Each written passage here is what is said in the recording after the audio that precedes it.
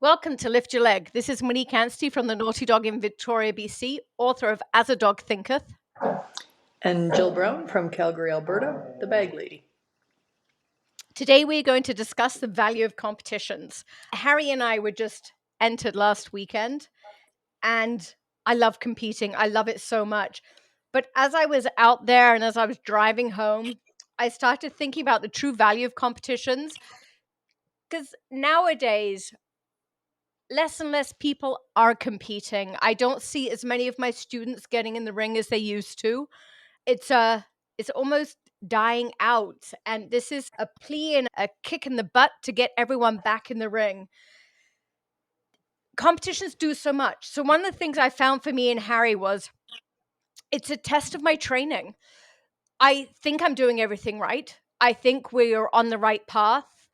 And then we went in for our IGP1. And suddenly you get feedback as to whether or not you are on the right path. And I found out that my tracking was not. Was not where I thought I was. So I went away and I fixed it and then got ready for my 2 and then found the same struggle with my tracking again. This is the value of competitions, because sometimes in training, everything is going great. We think we're doing well.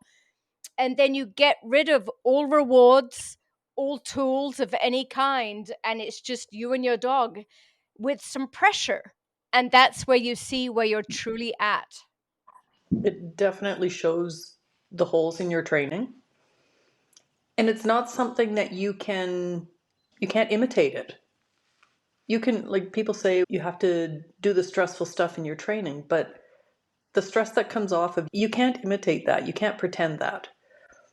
So you really get an idea of where you're at in your training when you step in the ring, and all of your help that you give to your dog in training Yes. disappears. And your own stresses go up, which your dog is not used to seeing or feeling. I want to say, even if it's not stress per se, it's a feeling of helplessness about 30 feet back at the end of my tracking line. Harry makes all the choices out there. It's totally up to him what he's going to do. There's Yep. absolutely nothing I can do at the end of that line that's going to influence him in any way. It's all on him. And this is so important, just to have this reflection on your training, because honestly, I had thought everything was great. Yep. We touched on this in one of the other podcasts where it's a situation where your dog is, like you said, not getting any help at all. Whereas in your training, if they made a mistake, you would either help them or you would correct them or whatever you need to do at that time. But oftentimes when you step in the ring and they make a mistake and you don't do anything about it, they have no idea how to deal with that. I agree. So going the distance is something that we all must do in training. But even in my tracking, I had been doing that. I think I understand it now. But this is part of why I love competing so much. It's walking away and then trying to solve the puzzle of what's happened. What am I not seeing? What do I need to change here for him? What am I doing? Right? This is what makes us better trainers. It makes you dig deep and realize how bad you want it. Yep. When you were tracking with Harry when I was out there, when you said you do let him go the distance in your training, he was doing little things that you were helping him with.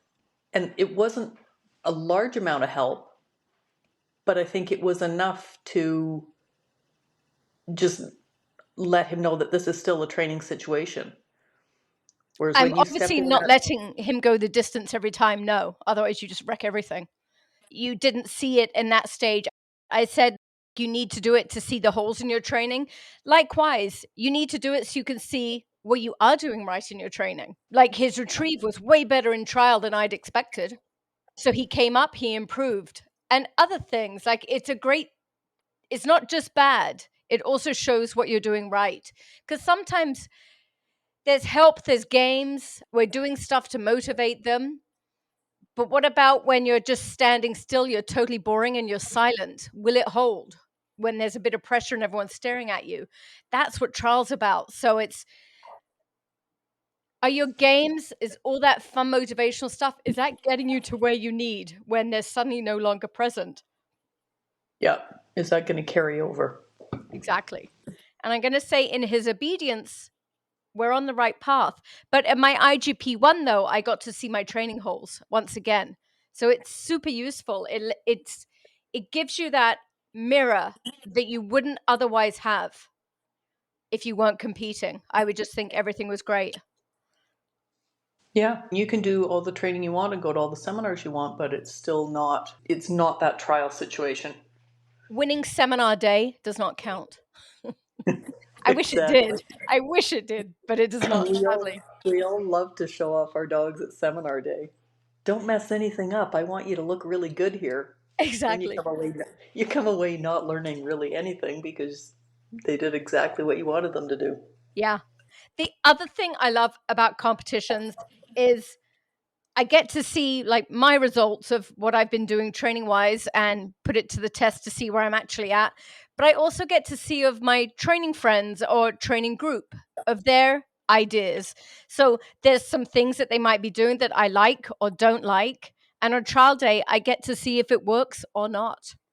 And Oh, that's a really good way that you can learn new methods or put old methods to bed that you don't want to use anymore. It's not just about you and your dog. If you're watching other people as well, you can see what's working for them and what isn't. yeah. Or, I mean, you might have no idea what's actually working, but you see something you like what in the ring, and when you have the chance to talk to them, you might learn a completely new way of training something that you've never Exactly. thought of before. You get to go out, you're sitting there and you get to see something that's so much better than what you have, and you're excited to see it. Then you get to go pick their brain and learn what it is they're doing. Yeah.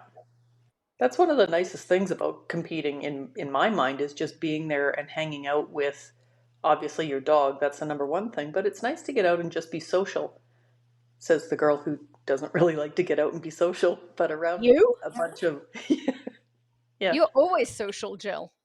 Oh, I'm social with you. Yeah, I no. don't I don't do very much of anything other than with my dogs. But with my dog friend people, that's yeah, I enjoy going out and spending the day at a trial. Yeah, me too. It also gives you a chance to see how methods are working for other people. Positive Oh, yeah. reinforcement only. How are those dogs faring out there? Are they less stressed, more stressed? How about the balanced dogs? Are they less stressed, more stressed? It truly gives an answer to the age old question of, is positive reinforcement training enough to get your dog trained? And you'll have a chance to see those dogs whether they're trained or not, like doing the appropriate exercises, but you'll have a chance to see how they're dealing with the ring situation and the stress that comes along with it in those different training types. Here in North America, I have to say, because I know this is different in other parts of the world, but in North America, I don't see many people with performances that I want. So with a up, happy dog that isn't showing any stress, that doing that with positive reinforcement only. Are you, Jill? I would agree with that. We have some of the top trainers and competitors here in Calgary, in Canada. So I'm certainly not seeing anything, but I'm on the different obedience groups. So there you hear about the dogs that are coming out and wowing people and that are really impressing people. And I think we would see that even if I don't personally know them. We'd be seeing the dogs out there that are really impressing people. And I haven't seen that. We're going to get flamed for this, but I haven't seen that in dogs that are trained purely positively. And here's the thing though, the second we do, we're going to be asking questions like, help us, we want what you have. Because Exactly. ultimately, we all want to train that way.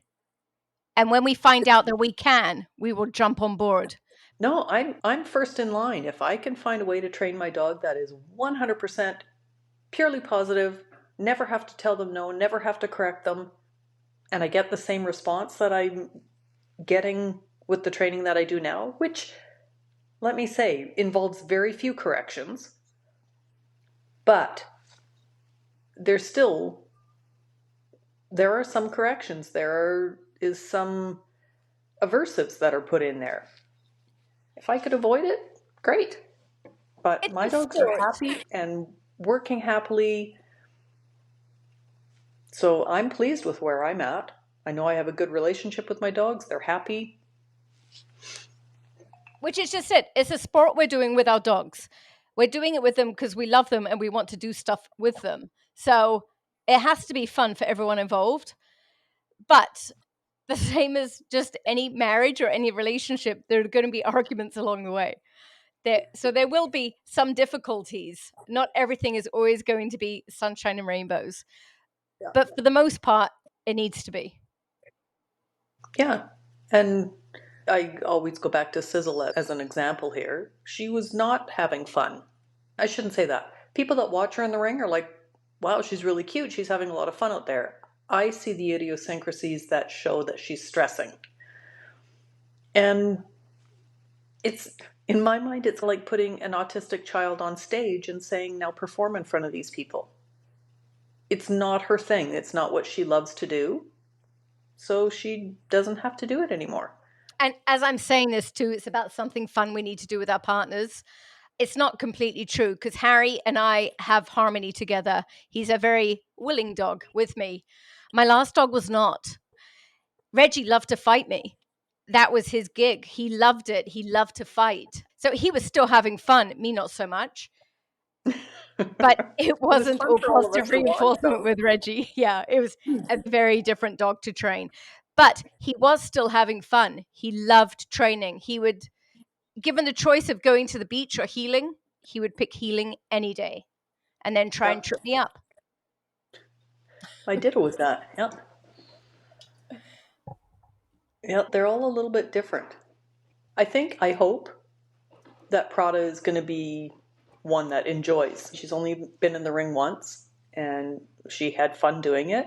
It was the first time for her and the first time for me since almost 2019. I did one fun thing with Sizzle since then, but I haven't been in the ring for a while. So it was a new experience really for both of us. And I think she's going to have fun once we get there.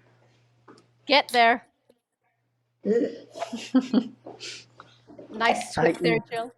i.e., get off your butt, train your dog. Yeah.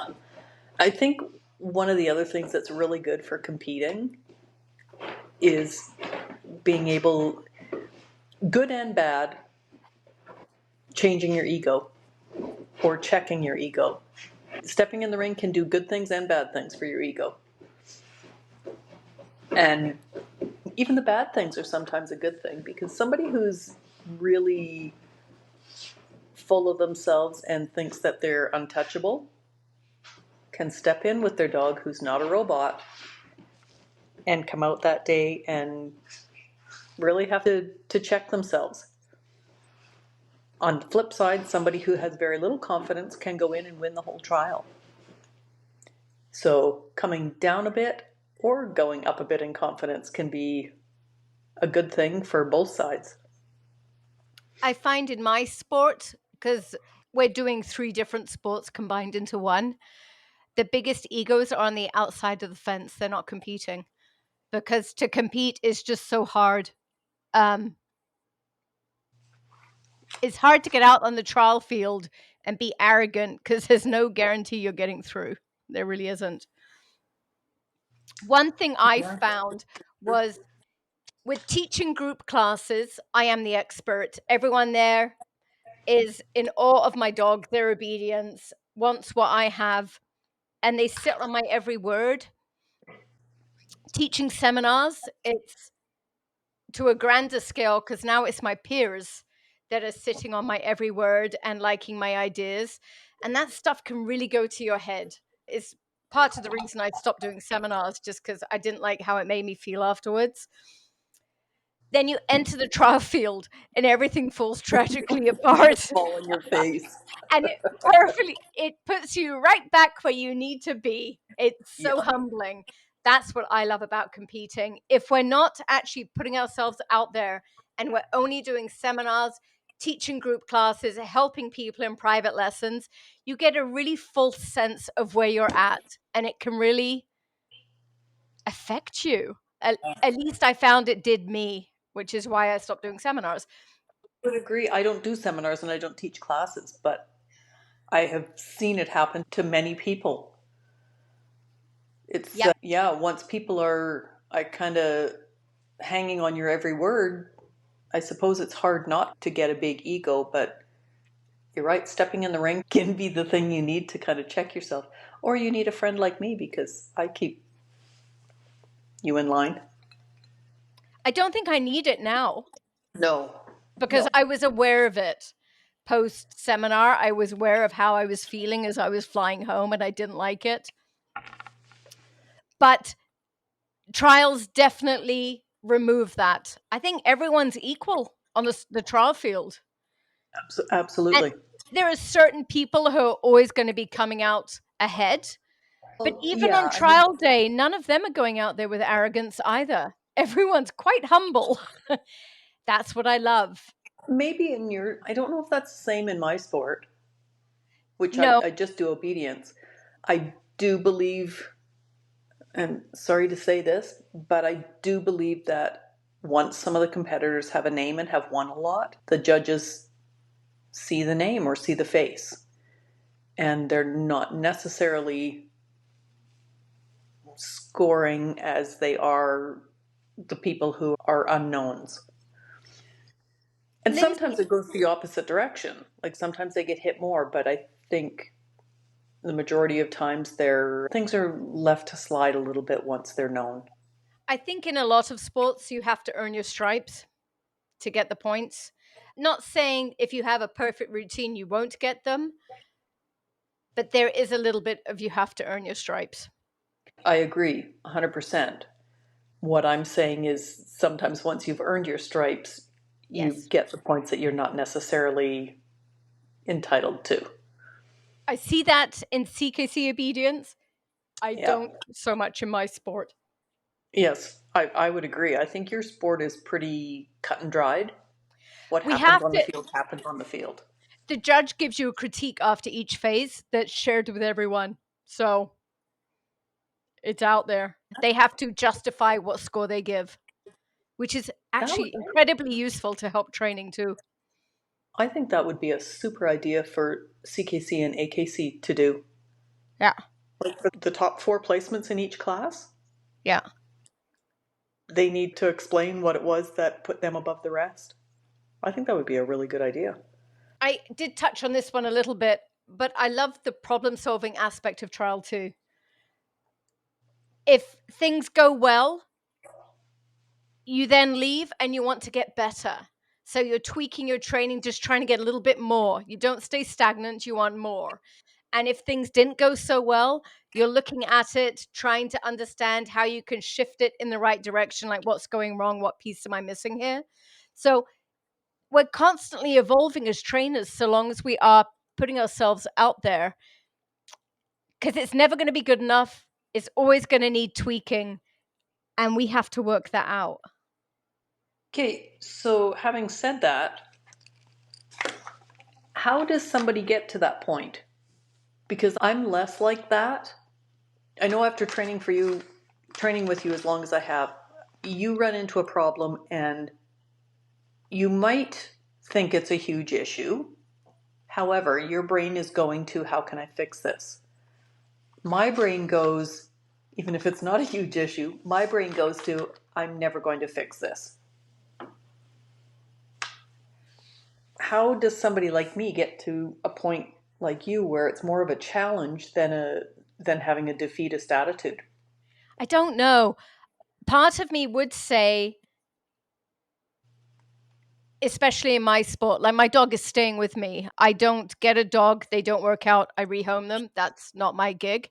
So I get my puppy, I train my puppy, and they stay, Mm-hmm. which really makes you have to think outside the box. But that's probably also coming because I started competition obedience with an Italian Greyhound. And maybe it was Mandy that taught me this, because nothing came easy with her. So everything was outside the box and just determined to get it. And I've just always held it that way in my attitude. Hmm. I don't know. It's 300 points every time I leave. I'm trying to calculate what I need to do to get some extra ones that I gave away last time I competed. Hmm. I wish I could figure that one out. I'm certainly getting better, but yeah, I used to be like, I'm never going to fix that pickup on a retrieve. It's never going to happen. I just have to accept those points off, or I have to get another dog. Not a new dog, because I'm like you. My dogs don't go anywhere. So you said something important there. I think there are the points that we can fight for. Um, so there are points that I know I can easily change this with Harry. But then there's other points that if I meddle with it in the process of fighting for like that 1 or 2 points, I may end up losing all 100 by ruining his attitude or making him fail another exercise or getting him so high in drive he's not thinking. So as competitors, I think we have to be strategic and know what points to fight for and what points to let go. Pick your battles. Not every dog's capable of 100 or 200 in your sport. Not every dog can do that. So know what's the easy things to fix and know what are the things that may cause a bigger problem if you try. Hmm. Now, the retrieve dumbbell pickup, we can fix it, Jill. Yeah, that was an example. I'm pretty happy with her pickup now. So I know she bobbled it out there, but it 90% of the time it's good. So that was just an example. But yes, I tend to go, oh my God, I'm never going to fix that, rather Sometimes than getting going a home. faster finish, you're just going to put it in the dog's head and forego the front.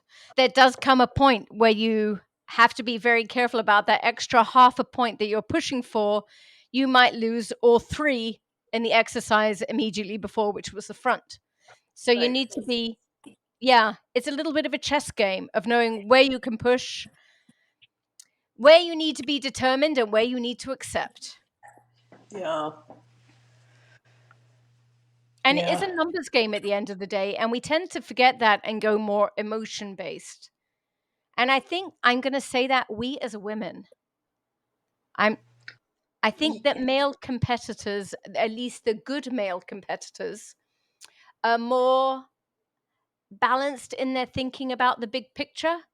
They see it's a 200-point sport and they work out how they're going to get their 200 or 300 in my sport versus us women that just get stuck on the healing points and forget every other exercise. Yeah, because that's such a huge part of it. But I think there's also the balance between some people just wanting the scores and others wanting the attitude and the fun. And yes, there are a lot of them right smack in the middle that want both, as it should be. But do you give up some of that attitude to get the points? Obviously I don't. I That was my struggle with CKC obedience. I couldn't stand it that some dog with his tail like a penis could walk in on a recall and get a perfect 200 score. That did me in. Yeah. That's not a perfect recall. A walk. The dog got hit by a car on his way back to you. How is that perfect? He looks like he wants to kill himself as he's on his way there. There's no joy. The dog would rather be anywhere else in that ring. That's not the ideal picture. That actually soured me to CKC obedience. I think this is going to go a little bit off topic, but I think one of the problems with CKC obedience is so many of the judges are not trialing anymore. And it's so hard to get a judging license with CKC that's where it's stuck at. The people that are judging now continue to judge, but the new people that are coming up who are actually trialing and want to judge, there are so many requirements that it's next to impossible to get in there and get your license. Not sure where I was going with that point, so you're It's going to the have to rules, delete though. some. The rules don't, there's no extra points for joy, and there should be. And in fact, if your dog has a delightful bark anywhere in his exercises, he gets 2 points taken off. That's the stuff that needs to be put in balance. If a dog is stressed or unhappy, there needs to be points taken off. Otherwise, why you're maintaining this cycle of horrid training? It's not until you start scoring for it that people will improve how they train. Yeah. Preach it, sister. I Yeah. agree with you. I agree with you 100%. There should either be points added for joy or there should be points deducted. But you're always going to be the age old question. Just because my dog is heeling with its tail down, not up wagging, doesn't mean he's unhappy. If Like, his tail's down, he's unhappy. It doesn't take a rocket scientist to realize that. If his no, tail is down, he's not if happy. it's if it's tucked, definitely. But some dogs are just thinking with their tails down. I prefer Yeah, to have a but dog then with its tail up. what's their facial expression? Yeah, There's but then you're there's so much more, but then that does require educating your judges on body language. exactly. The other thing I do love about the problem solving part is this is where we get creative. This is where new ideas come from. If your sit out of motion isn't fast enough or your signal sit isn't what you want, that's where you start creating new ideas of how to make it better, faster, more joyous. It pushes training and is making it better. The Well, other and just thing too, it also shows your resilience as a trainer. Are you determined? Are you going to keep going? Jill, yeah. are you going to keep going? I got another dog, didn't I? Yeah, getting out at the trial. I don't know. It's people are talking now about what we can do to increase entries, and it's all great to sit back and give all of these great ideas, but the How about you easiest thing just to do, enter? the easiest thing to do, exactly. Like, don't enter with a dog that hasn't been trained at all, but go in there with a dog that's been trained, see where you're at, Rupert and can then go do it. home and train some more. But even being there with your group of people, having them watch your dog, having you watch other dogs, you're going to get feedback and you're going to be able to give feedback. And all that's going to do is improve training and community in the dog world. Right now, it seems like it's so easy to sit back and pick apart teams, and it seems so difficult to go up and tell somebody what a great job they did. Even It if it shouldn't wasn't be, a though. number, It's something I'm, everyone I'm should be doing. exactly. It shouldn't be. It's And even if the, awkward. It's awkward when someone's had a bad run because you don't want to insult them. well, But even then, true. there's something nice that can be said. And somebody might fail with a dog that had a blast in the ring. And this makes me think of the truly novice people whose dogs are in there having so much fun. And granted, yes, sometimes that's stress, but let's not talk about those ones. Some of the dogs are just having a blast, but the more seasoned people aren't too quick to go up and tell them how much fun it was to watch their dog. And sometimes that's all somebody needs to go home and put a little more effort into it to fix some of those things that I potentially do failed them. agree. The old timers need to be very encouraging of the newbies because it's hard. Yeah. Competing is hard. It's much easier to stop and become a expert behind the ring gates. So make them feel good when they leave. Let them know what they have done right.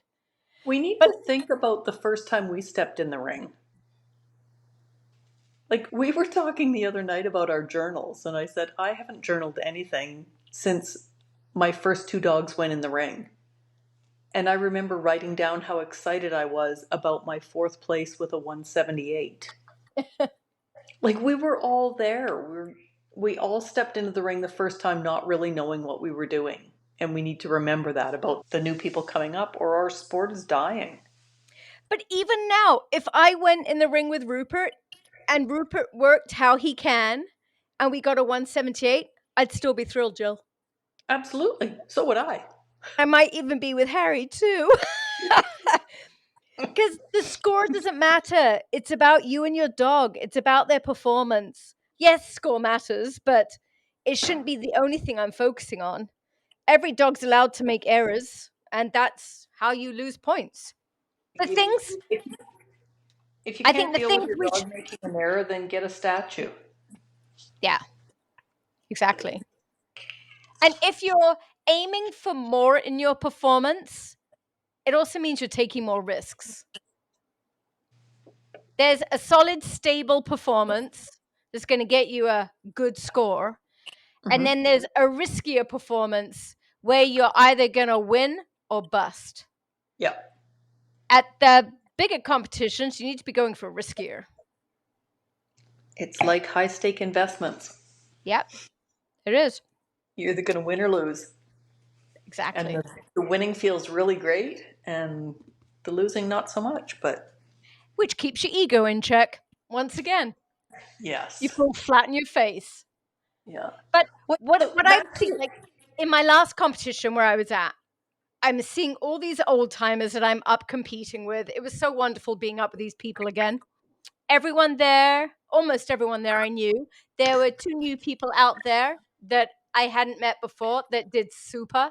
So that was so encouraging seeing them out there. But it gives everyone a reason to get out of bed and go train their dog. We can have difficulties in our lives, we can have bad health. Getting a dog like this and having a goal and a reason and a purpose, it gets us out of bed, it drags us out in the rain, it makes us travel the country. Sometimes we get to travel the world. We're meeting equally crazy people who are just like us. And then you get to see those equally crazy people at every trial that you're entered in. So there's so many other benefits to it. It's not just about you training and your dog. Like you meet your people. yeah. And And even let's face it, dog people are a little crazy, and it's nice to meet more crazies. it is. It Yep. is. Yeah. Another thing that I was thinking of with regards to being out at the trials and seeing what's going on and talking to people. The people that I started training with a couple of years back, it was a lot of years. I'm being facetious there. What people? Jackie, Pauline, Kathy, Okay.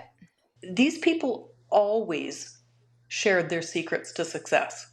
If you saw something in the ring that you liked about their dog and you asked them about it, granted, after they were done competing, because they were very serious about their warm ups and whatnot. But if you asked them how to get that, they were absolutely willing to give you their secrets. And I don't know if that's the same nowadays. This was like 25, 30 years ago. I'm going to say it is. Like what I love about my sport and what I hate about my sport, all competitors, we all compete against each other. So at local trials, there's full support. Everyone wants to get through. Nationals, maybe not so much.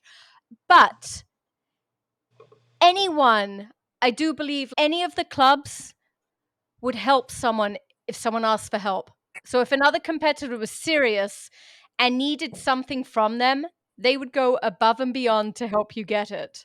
So it brings out the best in people. And that applies to training, bodies on the field helping you get what you need. I think there's an understanding because it is so difficult that people are willing to help and get you there. It's really cool, actually. Yes, and I agree with you there, but you had a good point where you said if you're serious and you're competing. I'm talking about people that are new coming into the sport. Okay.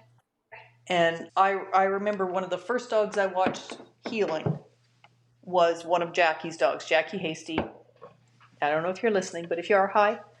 Watching With one her of her dogs, amazing zero and it, it score. was it was even before Zero. It was ready, and my dog. This is my first dog I competed with. He was half an inch taller than Jackie's, so I was always following her. She'd come out of the ring, I'd go in, and I'd be like, "Oh God, here we go again." But it was that dog that I watched healing that I thought, "That's what I want." And I remember at a match, Jackie was judging me, and came up and asked about my dog and whether I wanted to do competition obedience. And that was how I got into it. But I'm not, maybe I'm just missing it, but I feel like the camaraderie is more between the competitors now than it is offering it to the new people coming in. And the new people are the ones that are going to keep our sport going. Agreed.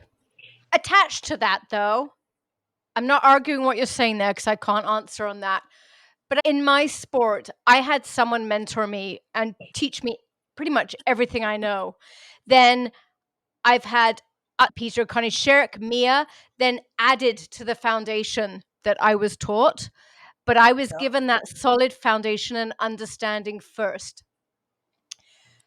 It's now my obligation within my sport to give that foundation to somebody else. So I think everybody 100%. has to mentor someone, and it can't be for money.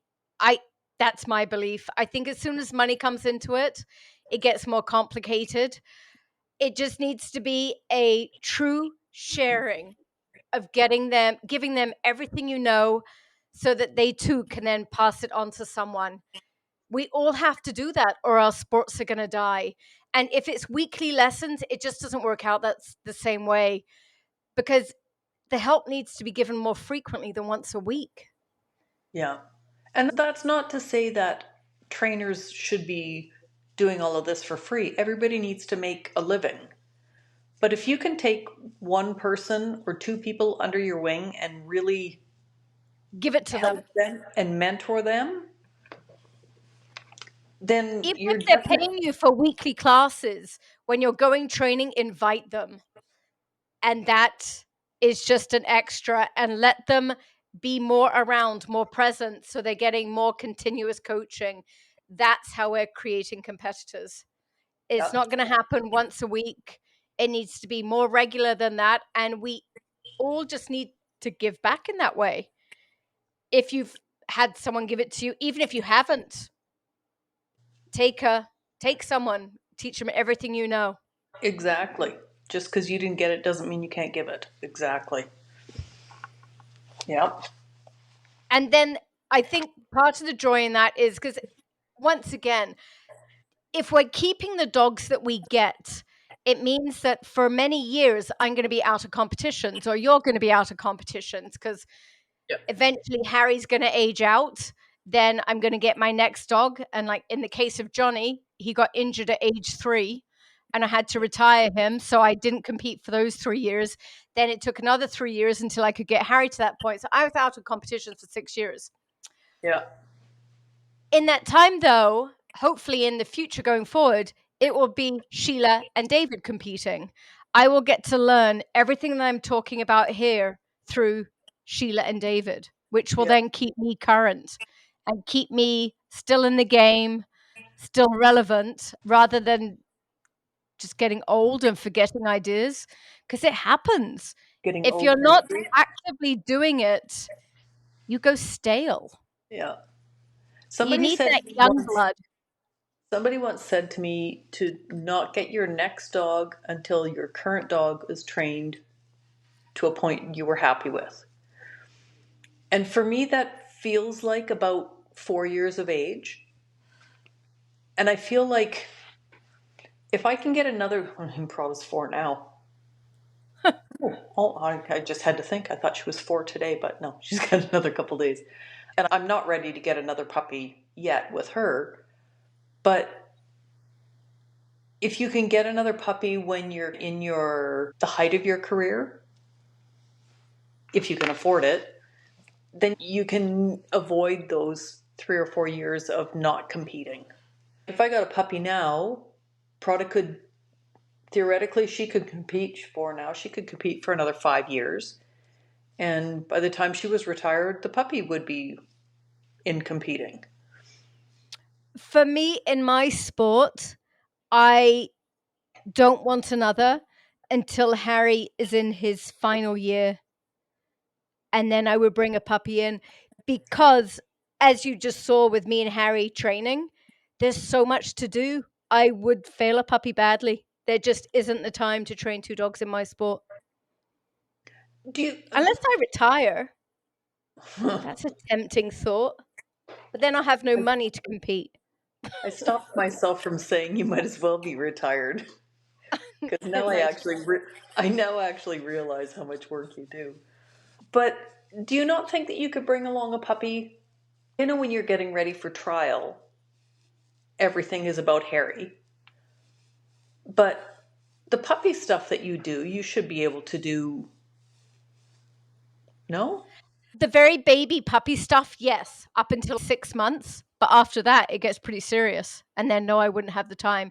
Because right now, you just saw Harry get ready for trial. His next trial is hopefully in May. And he has this week off. Then I'm going to be on that same schedule until May. Then I'm going to be on that same schedule until August. So it just never stops because I'm training 3 sports. I'm trying to get ready for one day of trial. God. It's so much. And then added onto that is the fitness to keep him in peak condition, which is really hard with blind Rupert, who walks so slow now. Poor Rupert still Rupert. plugs along. Rupert's doing perfectly fine. His slothness has increased. Poor Exactly. Rupert. Huh. One thing I did notice about this is actually about a client of mine who's competing in rally with her little dog. I'm so proud of them. We were talking about her little dog who has no confidence, who struggles with reactivity with other dogs. Then, after her rally competition, how much her confidence has increased. And I have seen that so much through the years. Even if they fail and fall flat on their faces, but the owners don't let them know that, as long as the owners don't tell them that they failed. If you're a good liar, your dog's confidence will go up so much after a trial. It's incredible. Yeah. And that's something I think people don't talk about, the value of trials. They know when they've done well, even if they fail and we just don't tell them. They know. That was something that you drilled into me with Sizzle. Regardless of what happens in there, make sure she Don't you knows that dare she was tell her. perfect. Yeah. Harry is so content and proud after trial. Oh, Harry Harry. content. I'm actually saying he's content. That's the first time in his life I've said that. Yeah, He's I'm, normally bite- just a menace. Now he's all mature and responsible. I'm biting my tongue. But if people could see him with Sizzle, it would be heartwarming, really. He is a very good lad. Sportsmanship. Should we talk about that and what you learn in the trials? So much. Good You and fall bad. flat in your face. You think the judge gave you a shit score, and you smile and thank everyone. Yeah.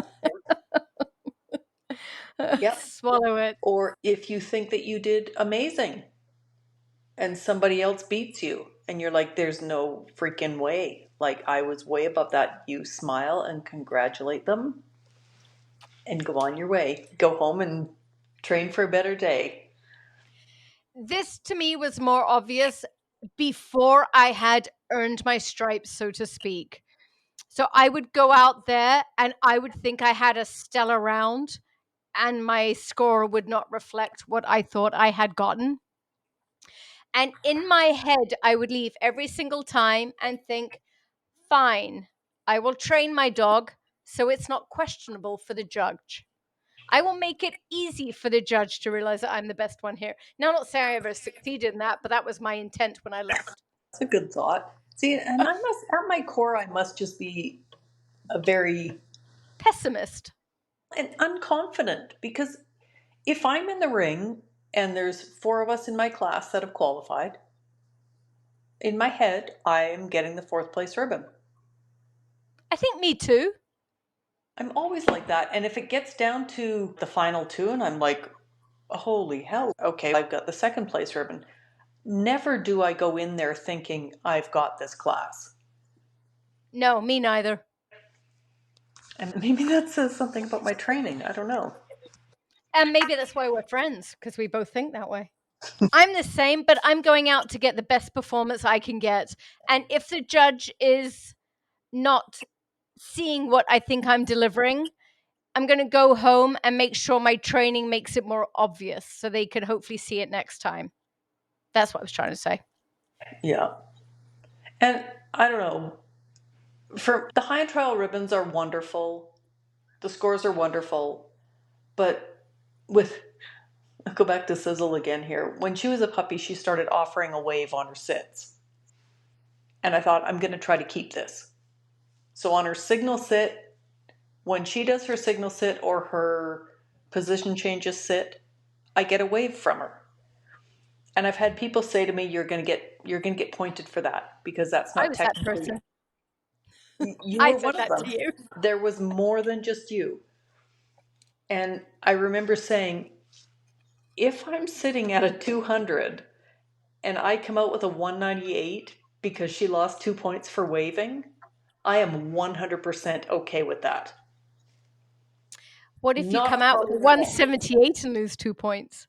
It wouldn't matter to me. Honestly, I have had so many judges see that and then look at me and go, do you want extra points for that? Like, I've had so many people giggle over her wave on her sit signal or her command discrimination that it doesn't matter to me what my score is going to be. If I'm happy with her performance, that's ultimately what I'm looking for. And I don't know, This maybe is what that. this is what I was trying to say when I said we have to train for ourselves. So you go in, you get a score, and then you decide you're going to make it better in some way. This is where we get creative. We kind of change, we test ideas. This is one you've been testing. Testing You and love your wave.